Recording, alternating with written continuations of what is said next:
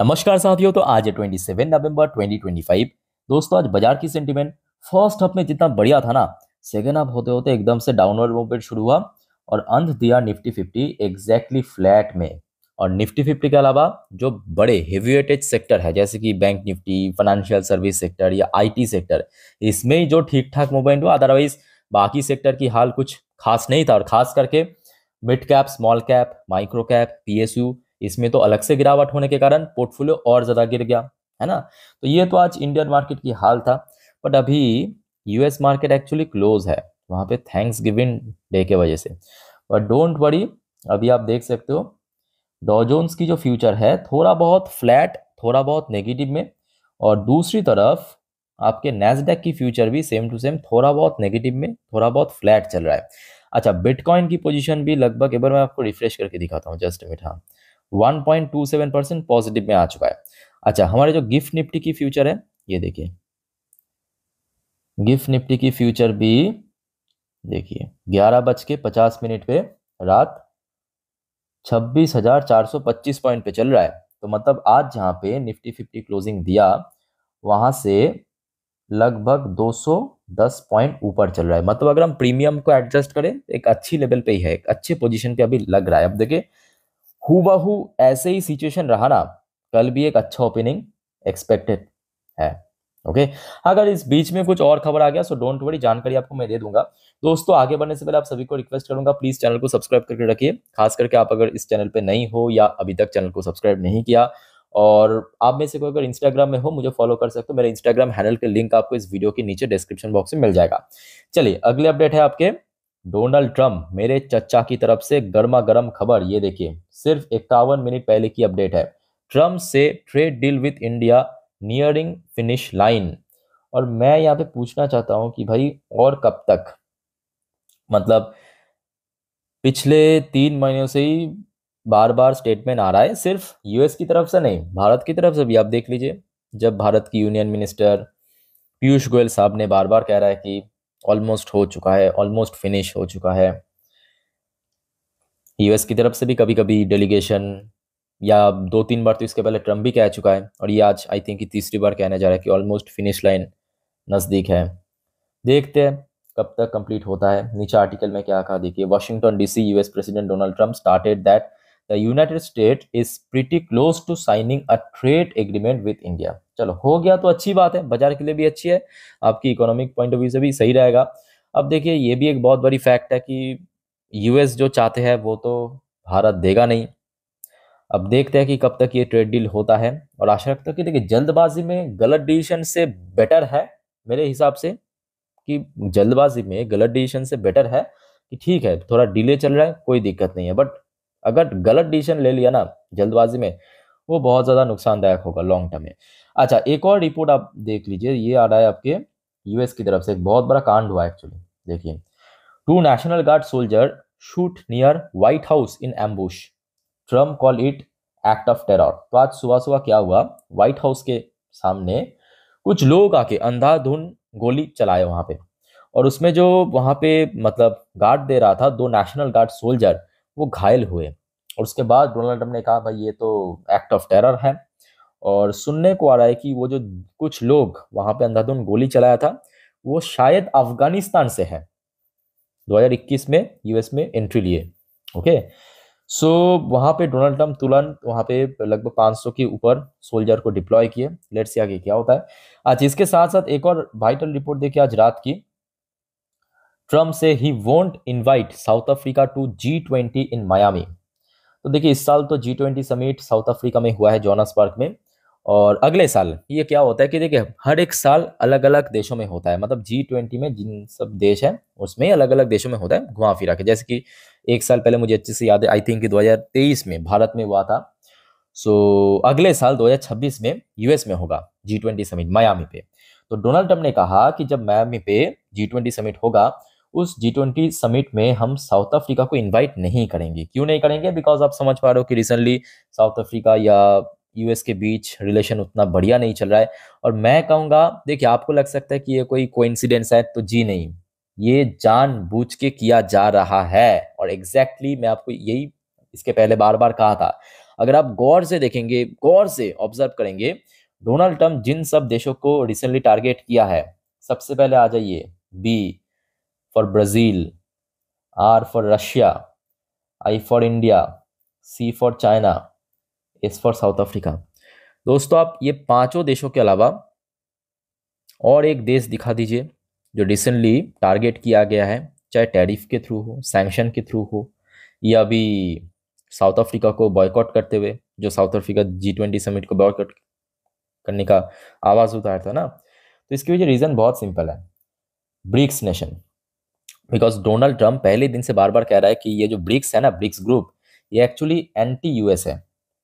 अब Donald Trump ये ऐसा क्यों बार बार कह रहा है? क्योंकि डोनाल्ड ट्रंप को भी अच्छे से पता है, आज नहीं तो कल, नेक्स्ट 5 साल 10 साल पे, ये जो डॉलर की भरोसे यूएस अपना डोमिनेंस दुनिया के सामने दिखाता है ना, वो खत्म हो जाएगा। बिकॉज बहुत जल्दी ब्रिक्स अपने खुद की करेंसी लॉन्च करेगा इंटरनेशनल ट्रांजैक्शन के लिए।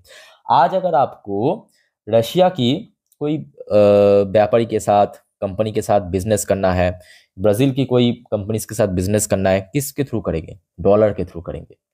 बट जैसे ही ब्रिक्स करेंसी लॉन्च हो जाएगा, तो ब्रिक्स नेशन के साथ आप आपस में उस करेंसी में कर सकते हो, तो डॉलर की कोई फायदा नहीं रहेगा, डॉलर की डोमिनेंस कम हो जाएगा, यूएस की वैल्यू कम हो जाएगा।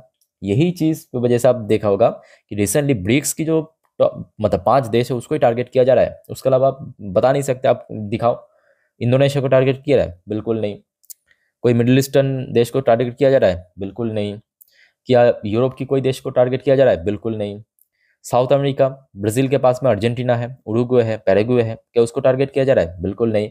तो ये कोइंसिडेंस नहीं है, एक्चुअली टारगेटेड है। ओके, अच्छा चलिए, अगले अपडेट है भारत की प्रधानमंत्री मोदी जी की तरफ से। देखिए मोदी जी क्या कहा, nuclear sector to be open for private participation. चलो बहुत सही है, मोदी जी ने कहा कि अभी हम न्यूक्लियर सेक्टर पर भी प्राइवेट कंपनीज को अपॉर्चुनिटी देंगे। मैं कहूँगा ये बहुत सही है, बहुत सही। देखिए क्यों है, क्योंकि कुछ कुछ जगह पे ना काम बहुत ढीले चल रहा है, मतलब थोड़ा धीमी चल रहा है। वहाँ पे अगर प्राइवेट सेक्टर को एंट्री मिल गया, तो टेक्निकल वाइज, मतलब टेक्नोलॉजिकल वाइज, या काम की जो स्पीड है ना, वो भी काफ़ी बढ़ जाएगा, और टेक्नोलॉजी वाइज भी काफ़ी इंक्रीज होगा और बेटर होगा। ओके, सो लेट्स सी आगे क्या होता है। अच्छा, एक बहुत इंपॉर्टेंट, ये आज रात की खबर, Delhi Moscow I visa free travel for tourist group. बहुत जल्दी दोस्तों होने जा रहा है, बट अभी हुआ नहीं है, बातचीत चल रहा है, प्रोसेस चल रहा है कि भारत से रशिया अगर आपको जाना है, आज तो आपको वीजा लेना पड़ेगा, बट जब ये डील हो जाएगा, ये एग्रीमेंट साइन हो जाएगा, विदाउट वीजा आप आराम से रशिया जा सकते हो। रशियन लोग इधर आ सकता है, आराम से आप लोग इधर उधर घूमने जा सकते हो रशिया में कहीं पर भी। चलो बहुत सही है। अच्छा, नेक्स्ट एक और ट्रेड डील के ऊपर अपडेट है, India Indonesia resolve to boost defence industrial cooperation. चलो बहुत सही है, दोनों ही देश को बेनिफिट मिलेगा।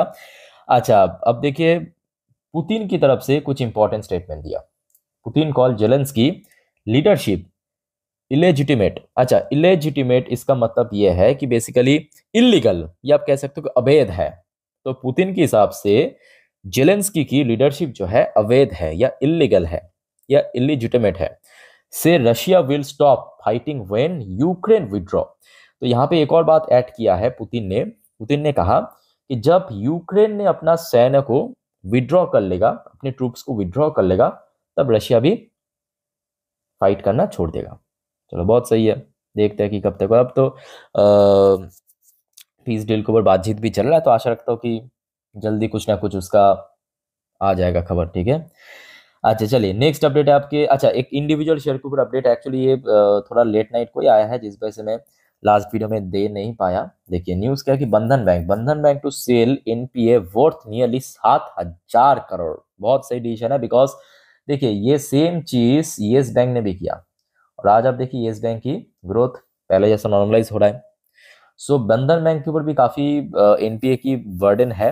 एनपीए मतलब सिंपल बात है कि नॉन परफॉर्मिंग एसेट, मतलब ऐसे एसेट जो ऑलरेडी मान लीजिए कि कोई कस्टमर्स को लोन दिया, अब उस लोन को रिकवर नहीं कर पा रहे, तो वो हो गया आपका एनपीए, सालों भर वहां पे मतलब पड़ा है एनपीए। तो वो एनपीए वाली पार्ट को ना बेचना चाहते हैं किसी और को, लगभग 7,000 करोड़ जिसके वैल्यूएशन। तो मे भी कल अगर सब कुछ सही निकला, बंधन बैंक की शेयर में एक अच्छा मूवमेंट होने का चांस है, याद रखिए, ठीक है। अच्छा, लास्ट एंड आखिरी अपडेट आ रहा है खचरा की तरफ से, मतलब पाकिस्तान की तरफ से, जो मैं कहूंगा भारत के लिए बिल्कुल ही अच्छी खबर नहीं है। इस व्यक्ति को तो आप जानते ही होंगे, आसिम मुनीर। ऑपरेशन सिंदूर के समय, जी हाँ, इतना बड़ा दिग्गज, इतना बड़ा बहादुर है कि बंकर में छुपा हुआ था, अपने ट्रूप्स को आगे धकेल के खुद बंकर में छुप गया था। यह है फील्ड मार्शल आसिम मुनीर। अब ये जो बहादुर है, इसका पावर और ज्यादा बढ़ने जा रहा है। देखिए, ये मैं कहूंगा भारत के लिए मुसीबत नहीं है। मुसीबत क्या है कि आसिम मुनीर को अभी न्यूक की भी मिल जाएगा पावर, न्यूक ऑपरेट करने की, मतलब न्यूक्लियर वेपन को ऑपरेट करने की। ये दिक्कत है। आसिम मुनीर नाउ कंट्रोल पाक ऑल थ्री की पूरा पुलिस को भी यही कंट्रोल करो, कोई जरूरत नहीं है। बट ये जो है ना न्यूक्लियर वेपन, इसको भी कंट्रोल करेगा। ये एक्चुअली प्रॉब्लमेटिक है। अब ये व्यक्ति की जो इसके पहले, आई डोंट नो आप लोग कितने बार इसकी जो स्टेटमेंट सुने हो, थोड़ा सा एंटी इंडिया है, और उसके साथ साथ अपने जो देश के लोगों को ना भड़काते हैं हिंदू के अगेंस्ट में। आई थिंक आप लोगों ने भी देखा होगा, और उन लोगों को टेररिस्ट बनाता है। और एक्चुअली ये जो पहलगांव हमला हुआ था, उसके पहले भी ऐसा कुछ वीडियो सामने आया था कि वहाँ पे जो लोकल लोग हैं उनको भड़काया जा रहा है हिंदू के अगेंस्ट में, भारत के अगेंस्ट में, और उसके बाद ये इंसिडेंट हुआ।